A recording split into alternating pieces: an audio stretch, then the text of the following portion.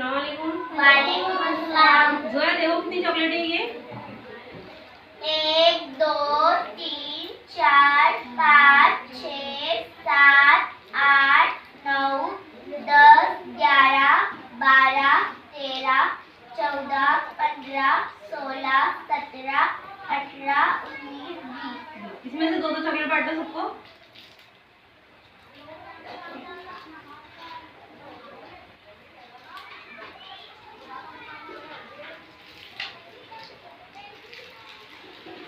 रज़ीन गिनो कितनी चॉकलेट है। 1 2 3 4 5 6 7 8 9 10 11 12। Very good. कैसे किए तुमने ये। हमने 30 में से 8 को कम करे। कितने बचे। 12 बचे। अब अच्छा देखो तुम्हारी अम्मी ने अब तुमको 10 रुपये दिए, तुमने उसमें से 5 रुपये की बिस्किट ले लिए, कितने रुपए बाकी बचे तुम्हारे पास। 5 रुपये। कैसे करें। मैंने 10 में से 5 को कम करना। Very good. इस तरह कम करने को क्या कहते हैं, तफरीक का अमल कहते हैं।